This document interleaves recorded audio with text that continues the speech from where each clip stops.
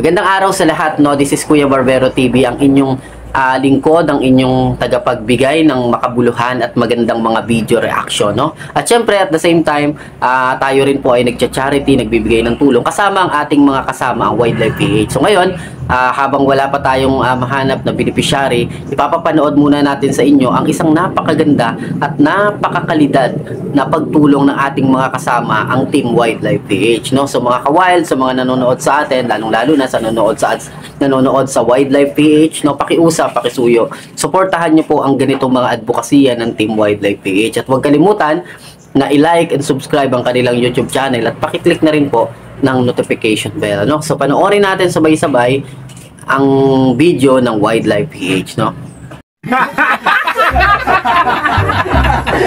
Hindi pa yun. Hindi pa yun. Hindi ka manahag. Tawag yung mesa eh. Tawag ko. Duk. Bakit? Nako, si Mr. ko aksidenteng nakainom ng paracetamol. Anong gagawin ko? Bigyan mo ng sakit ng ulo para di masayang yung paracetamol.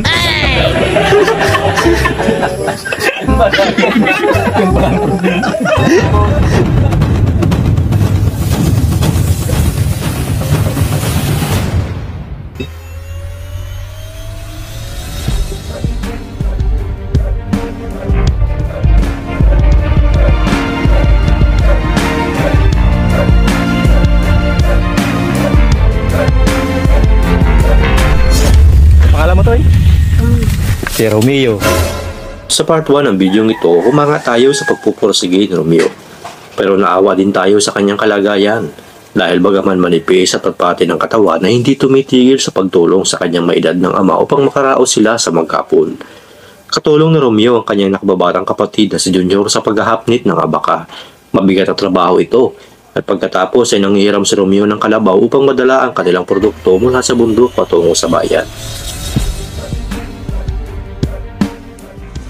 Sa tuktok ng bundok na nakikita nyo sa likod ko, diyan nakatira si Romeo. Sa part 2 ng video ito ay muli nating inahon ang tuktok ng bundok upang magdala ng groceries para sa kanila. At dito natin nalaman ng sa murang edad ay inabandona sila ng kanilang ina. Binayasa na ngayon ako nung ina niya, hindi na makakatrabaho. Ay, maganda nga at mag-aasawa na pala ng iba. Asawa pala ng iba. Kita nyo. Picture. O, kaway. Sa part 3 ng video ito ay namasyal tayo kasama ng kapatid.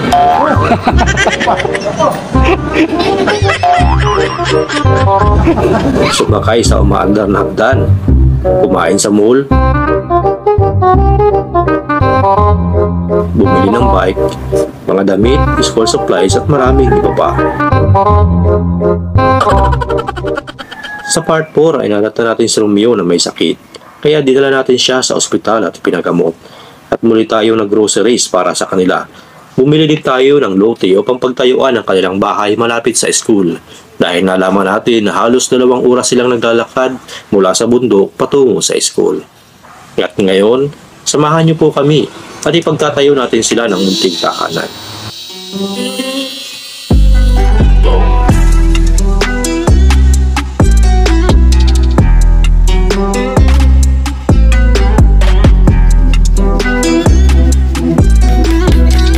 May-ari mong kambing dito sa polis. Himas ng rehas, kulong, iyak-iyak sa kulungan.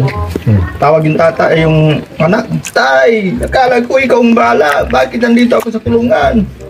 Punta yung tatay, "Oo nga anak, akong bahala. Atin ang mayor, atin ang gobernador, atin ang congressman, pero yung kambing hindi atin." Kulong na.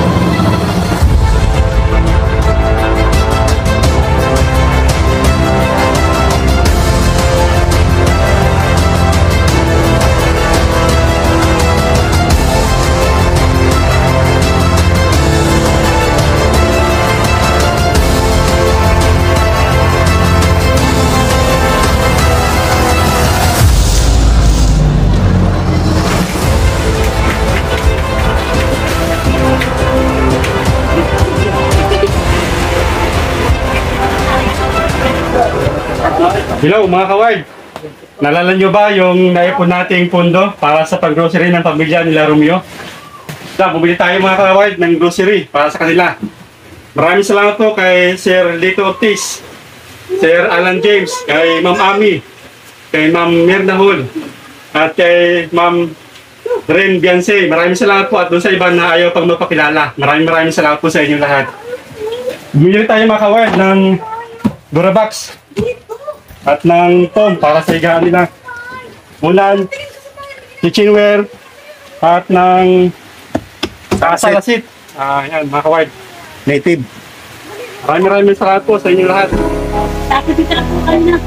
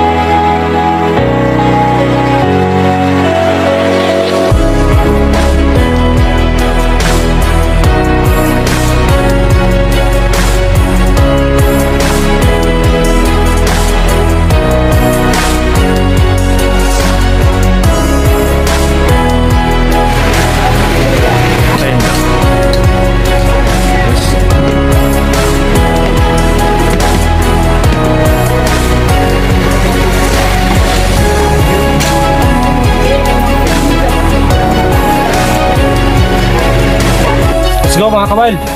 Punta natin sila Romeo, si Raul at yung tatay nila at sabihin yari na yung bahay nila. Tara.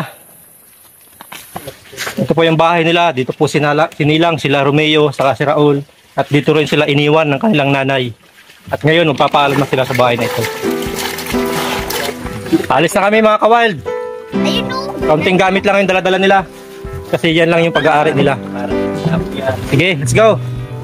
Seen a lot of change, been through a lot of pain. Things are not the same. Yan, manood na po natin ano. So, sa mga gusto na manood pa dyan at balikan yung video na to ano. So, mapapanood nyo po ito sa Wildlife PH. At syempre, kahapon lang ay magkakasama kami ng Wildlife PH. Masaya nagkwentuhan, nagkainan kasama ang kanilang mga brothers na mga kapatid nila. Kaya tinatawag po silang J Brothers kasi po puro sila letter J ano. So sa mga hindi po nakakaalam, sa bagay marami na rin po nakakaalam ano, mga nagko-komento na magkakapatid daw itong mga totoo po yan, magkakapatid po sila. At sila lang rin po yung nagtutulungan sa paggawa ng mga ganitong mga pagtulong. At nakikita natin sa kanila, sa mga nanonood sa atin, isa rin sa pinakagusto nilang mga kalidad ng mga video ay yung kagaya nila King Lux, kaya nagpapanggap din sila minsan na parang pulubi ano. At shoutout din natin si Sir King Lux na napaka bait at napaka matulungin no. So na-award po siya no bilang isang pinakamahusay na charity and content creator pagdating sa mundo ng pagtulong sa mahihirap no. At transparent po si Sir King Lux, ganun din. At gaya ng Wildlife PH, ganoon din yung ginagawa ng Wildlife PH ano. So nagpapanggap din sila minsan na palaboy para makita nila kung ano yung magiging reaksyon ng kanilang tutulungan. At no script po yan, wala pong script, walang kahit na anong niho-niha. Once na naglalakad sila sa isang pupuntahan at pag nakakita sila ng parang deserving, sinusubukan nila na makipag-cooperate muna dun sa tao na yon, makipag-usap nang hindi alam ng tao na Wildlife PH pala yung kausap nila, no? At pag nakitaan nila ng mabuting ugali, magandang katangian yung tao, no? Talagang deserving sa tulong ng Team Wildlife PH at ng mga sponsor, yun na, nagsisimula na yung pagtulong nila, no? At nakakatuwa din na malaman na sabi nga rin ng Wildlife PH, no? So, ang laki rin ng binabawas pala nila pagdating sa sahod nila sa YouTube, ano? At sabi nga nila, halos sa tatlong taon na pagbablog lang nila ay nakapag-upload lamang sila ng 106 na video sa loob ng 3 taon. So makikita natin na hindi sila sagasa, hindi sila gahaman pagdating sa pag-upload ng mga video, ano? So ganun ang Wildlife PH, kaya naghahanap sila ng mga deserving talagang matulungan at sinusulit nila na tulungan yung tao na yun, ano? So ngayon, pag-uusapan natin ito dahil kasama naman natin ang Wildlife PH. At the same time, baka soon as possible, no, sa next week makapag-collab kami, makahanap din ng tutulungan at may papakita ko sa inyo yung behind the camera ng pagtulong ng mga taga Team Wildlife PH, no? Abangan nyo po yon baka next week. At ito na nga yung video na to, makikita natin yung bait at pagiging matulungin na itong J Brothers ng Wildlife PH, ano? So makikita naman natin dito na isang bata na tinulungan nila, ano, hindi lang sa isang bagay nila tinulungan, ano, tinulungan nila na makakain man lang sa pangarap ng bata na kainan, which is sinama nila sa Jollibee, sinama nilang gumala sa mall. At ang pinakamaganda dito, hindi nila pinabayaan, pina-check up pa nga nila nung makita nila yung bata na may sakit, ano, ganyan ang Wildlife PH. So makikita natin yung humanitarian, yung humanity works pagdating sa tao, no, yung talagang awa yung nagpapaandar sa kanila para sila ay tumulong. Ano, bagamat meron silang konting kinikita sa YouTube, pero hindi yun yung basihan kasi napakaliit na na bonus na lang yun para sa kanila yung kumita sila dahil kung titingnan nyo naman halos 100 uploads lamang, so paano kakikita ng napakalaki rin sa ganyang charity works, ano? Kaya yung totoo is charity works talagang totoong pagtulong, ano, na nakasama po natin sila sa kanilang mga charity works at talaga naman, no, talagang walang niho-niha, no, wala silang script, wala silang linya-linya na kung ano, basta magpapanggap lang silang pulubi at aalamin nila kung sino at deserving ba yung tao na tutulungan nila, no? At malalaman nila yan sa reaksyon,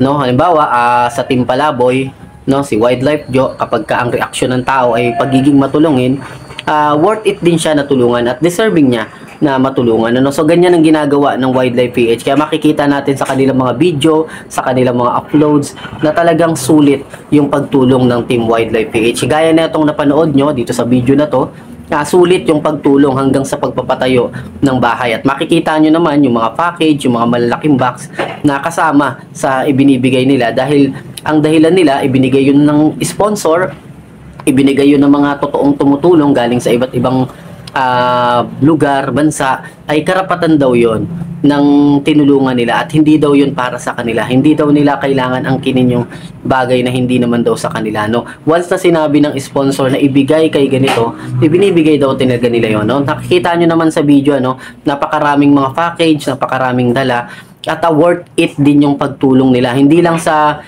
financial na na pagtulong, no? Makikita nyo dun sa material, yung bahay, ginawa ng J Brothers, ginawa nila na tulungan hanggang sa pagpapatayo ng mga bahay, ano? So makikita natin yung yung sakripisyo ng Team Wildlife PH dito. Kaya wag niyo pong kalimutan na suportahan ng Team Wildlife PH, tulungan sila na makaangat, tulungan din sila na kahit papano ay ma-build up yung kanilang community ng pagtulong. At sa panonood nyo ng video ng Team Wildlife PH kasama ni Kuya Barbero TV ng aming team, maaari na kahit papano matulungan natin sila, matulungan din tayo, no, na patuloy na makatulong pa rin sa mga tao na nangangailangan. Ano? So salamat din po sa mga nag-i-sponsor, salamat din sa mga tulong ninyo kasi hindi magiging matagumpay, hindi mabubuo ang tulong na ito kung wala ang mga sponsor na ito. Kaya makikita nyo sa Team Wildlife PH, syempre ganun din naman sa atin, inilalagay natin sa screen yung mga sponsor na tumutulong para hindi ma-credit sa atin yung pagtulong na yun. Kasi ang totoo, hindi sa amin, hindi sa team ng Wildlife PH galing yung ibang galing yung tulong na yun, kundi doon yun sa mga sponsor na nagmamalasakit at tumutulong sa mga kapwa nila mahihirap. Kaya laging naka-credit para sa kanila yun. So yun, supportahan nyo po ang Team Wildlife PH, ang mga kasama natin, ganun din ang lahat ng gumagawa ng charity work dito sa buong mundo. So Kuya Barbero TV na lagi nagsasabi sa inyo na mag-iingat kayo, lalong-lalo na sa mga nanonood sa atin, e-defenders, e-lovers, at ganun din, edu-lovables. Salamat po sa lahat ng sumusuporta kay Kuya Barbero TV at sa Team Wildlife PH.